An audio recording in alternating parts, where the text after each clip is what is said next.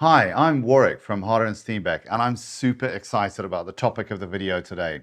Today, I'm going to be showing you the innovations that we've got with this Ultra airbrush that we believe will have you using the airbrush with just a completely positive experience straight out the box. We've looked at the common pitfalls that every beginner seems to suffer when they're trying to learn the airbrush, and we've tried to engineer them out.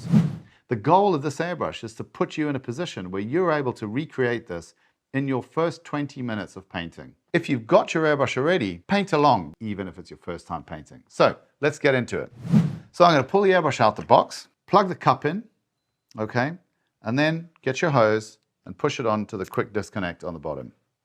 Now, we've got a trigger system that addresses the one problem that every beginner faces, which is how to use a double action trigger. You've got to push them down before you pull them back. So all we've done with this Ultra is we've engineered it so that you can't pull it back until you push it down. Okay, so that out the box teaches you perfect double action trigger technique.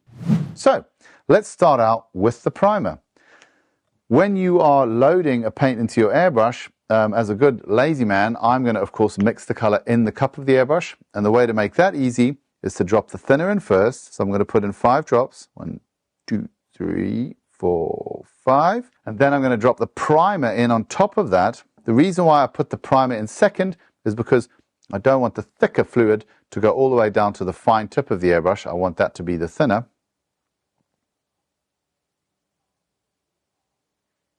So I've got my 1-to-1 mix done. Mixing in the cup on the Ultra, you can do it with something physical, like the end of a paintbrush. I know that some of you like to do it by bubble back, but for beginners, this is a little bit more of a complicated method. So for my money, it's just super easy just to get the back end of a paintbrush and just basically poke it in there a few times, and that mixes it up good enough for what we're doing here.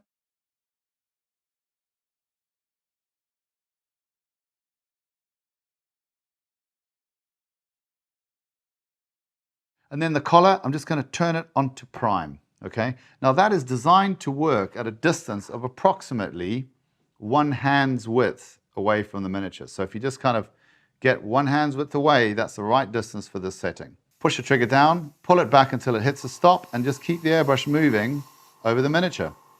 You'll see the color start to build. You want to keep the airbrush moving quickly enough that you don't let it get too glossy. So just as you're going, just kind of inspect. Make sure you get under the backpack there. Okay, so now we've got our primer down. I'm going to set the miniature to the side, just let that dry a little bit. The next step is we're going to put down a Zenithal. Now, of course, because the primer was black, we really want to get that out of the airbrush. So let's throw some cleaner in there. And then set the collar to the default setting so that you can pull the trigger all the way back. A couple of strokes just to get the most part of the dark primer out and follow it up with some cleaner. Once you've done that, you want to pick up your number 4 to 6 dry brush, get into the cup, just have a bit of a scrubble around in there to make sure that if there's any tide marks of dark primer, they've been gotten rid of. Get around the front of the airbrush a little bit to make sure if there's any tip dry that's developed at all, that's gone as well. That being the case, spray the rest of the cleaner load out. If you want to do a bit of a bubble back to clean out the front parts of the airbrush, you can do that as well with the Ultra. The way that you do it is you dive it into a cloth or paper towel, hold it pretty close, let it spray a bit in there to get it wet, and then what will happen is once it's wet, it'll seal up and you'll get the bubble back effect. And again, the Zenithal setting, we go 1 hand's width away from the part on setting number 1.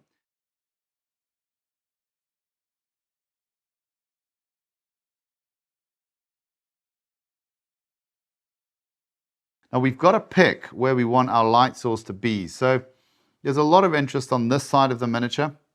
So I'm going to say that we're going to bring our light source in from there. And basically all I've got to do, press down, pull it back to the stop, and just let that paint fall in the same way the light would do. Keep a little bit of movement in the airbrush, but be fairly strict about not letting your highlights come from all angles. You want to, broadly speaking, be coming from that one angle that you've chosen. Now that you've got your Zenithal down, go to setting number 2. So this allows the trigger to be pulled back slightly less, and it enables you to come in closer and basically pick up some of the highlights to make them stronger.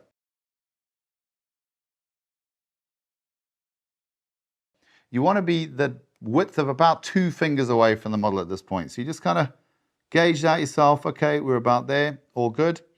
Press the trigger down, and I'm going to go for the top of the backpack here, so just a little stroke across the top, just to reinforce that. I'm looking at the helmet. Obviously, that's a focal point, so 2 fingers away, and I'm just going to pull that all the way back to stop. A couple of pulses. That's reinforced really nicely now. Same thing for the shoulder pad. Let's just pick that up a bit. Okay, now I'm noticing that the speed of the spray is slowing down a bit. This means that I've probably got some color that's starting to dry on the tip of the needle. As soon as you notice that, you want to deal with it, because every clog is preceded by color drying on the tip of the needle. So I like to use dry brushes for this. Again, I'm kind of a fan of the Artis Opus brand because I've noticed that their brushes just don't tend to lose bristles inside the airbrush, and that's super useful. So you keep a mug here with a bit of airbrush cleaner in it, water, whatever. Their dry brushes are nice because they've got a really stiff core. These holes on the side of the front of the airbrush are designed that you can just literally prod a brush in there and just twizzle it around. What that will do is it will guide the bristles in such a way to clean the needle tip, okay, without giving you any possibility of damage. And our airbrush is going to be working just great once again. So I'm going to come back on the top of that shoulder pad, same distance, 2 fingers away. To reinforce that highlight, I want to get the top of the weapon a little bit more. Top of the forearm. I think I'd like a little bit more on the top of his belt. Down there. I think this shoulder pad needs a little bit more, and just the top of the armor here. I think that we get it a little more just to pick up some of the relief on the backpack. Just a little more from there. I'm going to call that good from the highlight stage. Now I'm going to turn my collar back to the default setting, so I've got the full movement of the trigger. Get rid of that white from the airbrush.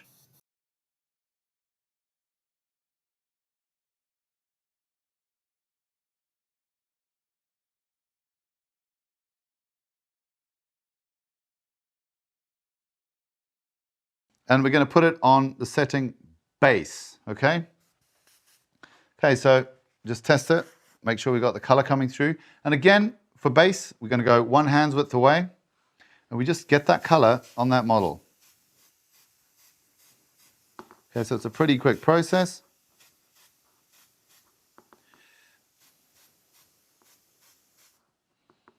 Just little, I like to keep the trigger depressed and then just pulse in and out of it.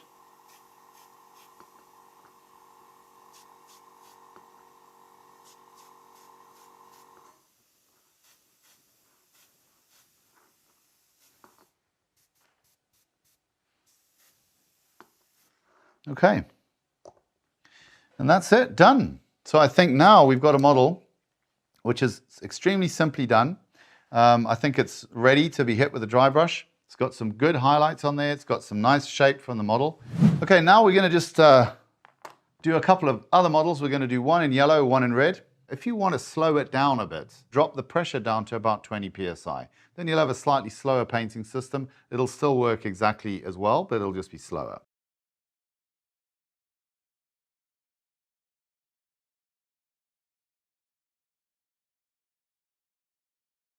I like to paint with the trigger down all the time and then just pulse back and forth.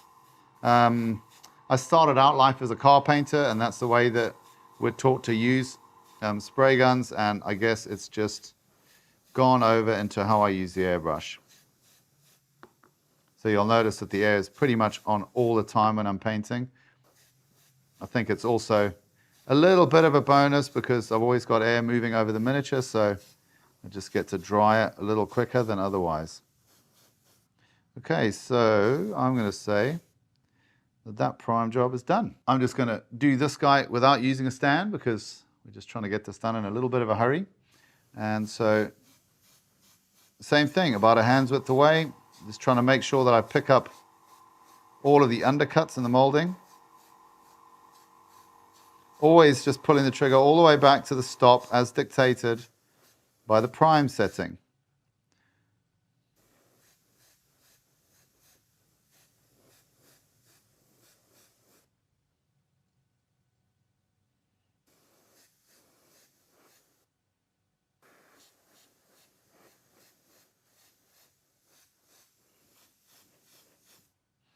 And now we're just getting onto the top of the model.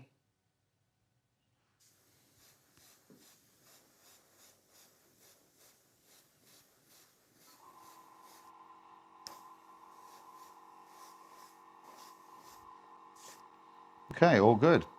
So that is 2 models into primer.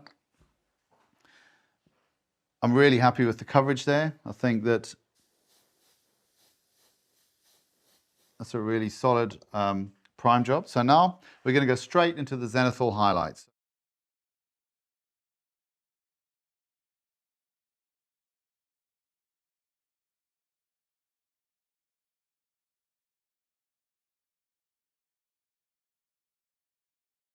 Make sure I catch the top of that hand at the back there, the top of the knee and the boot with the Zenithal. Not too much down. A little bit on the weapon. Let's take a look, see what we've got there. Again, we just want to, backpacks are so interesting. We just want to pick a little bit up there. Once that step's complete, we turn on to 2.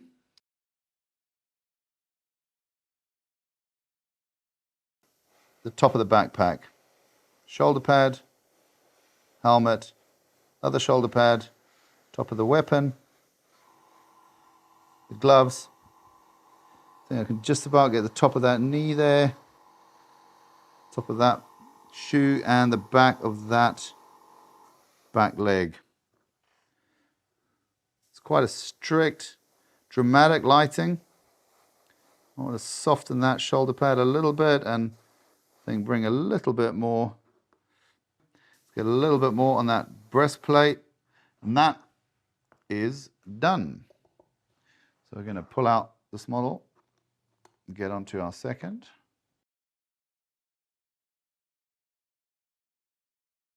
So we go back to setting number 1, which is for the Zenithal. Get our angle set up again. 1 hand's width away. Just pull it back to stop. Just pulse that. Get that highlight down onto the model. Keep your positioning. Just work your way around until it's dropped enough color on there that you can go to the second step of detail highlighting. Top of the backpack, 2 fingers width away. Just reinforce that. Shoulder pad.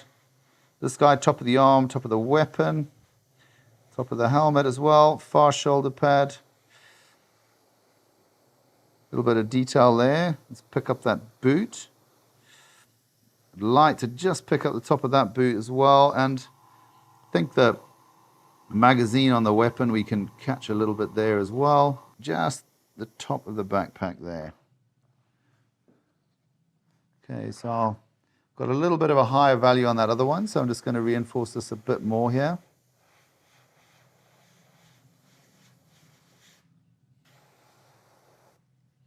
I'm going to go back to the Zenithal setting, and I think we're good.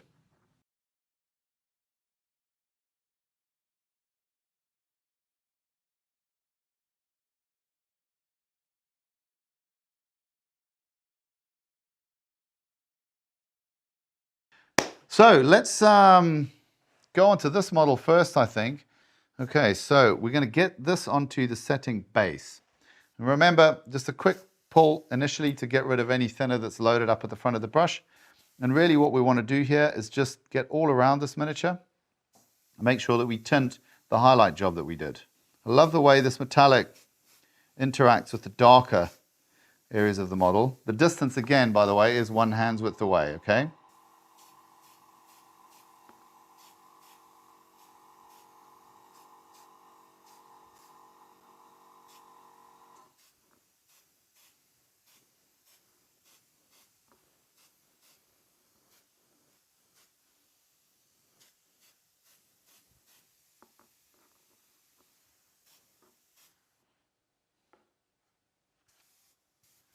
we go. Okay.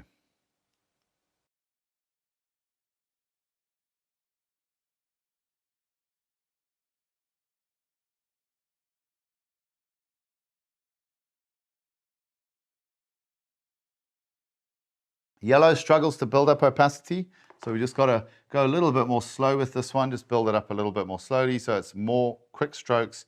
Always full to the stop on the base setting, one hand's width away. So trigger down and pulse. Okay, we just let that start to build up. Get into all angles of the model. Just maintain that distance. And you're looking to get a slight sheen on the model. You don't really want to see a gloss, just a slight sheen. And that's going to be enough that you're going to get enough color down on there to have the effect that you want, but you're not going to make it wet, okay?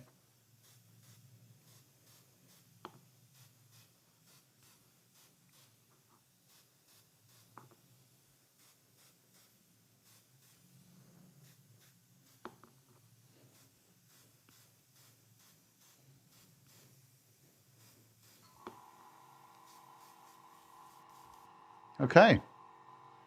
As always, number one rule of airbrushing, the moment you finish painting, the first thing you want to do is you want to spray out the paint that's in there and get that airbrush cleaned. And if you just get into that habit from day one, then your life will be easy. So just get a bit of cleaner in there, point it on a spray out pot, pulse the trigger while we're running some cleaner through there. It's always good to do a bit more cleaner than less, no harm in that. And what you'll notice is once I've finished spraying that through, and this is kind of what I really want to show people with this video as well, is this whole thing about like how complicated is it to maintain and clean an airbrush. We're going to finish this off keeping it really simple. I'm going to pick this brush up, the good old dry brush, give it a bit of a jab on the front there into each of those 4 holes in the air cap. Okay.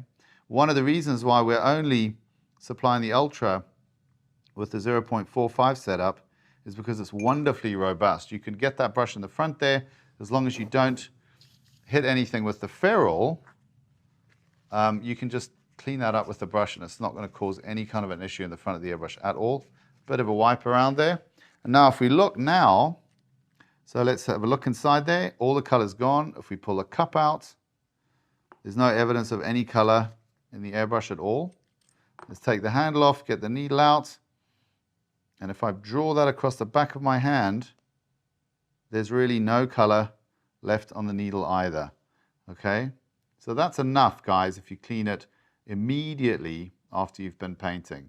And it really is just that simple. Hope you've enjoyed the video. Please do like and subscribe. Give us your comments. Tell us what you think we've missed, and we'll feed that all into our continuous development program. Thanks so much.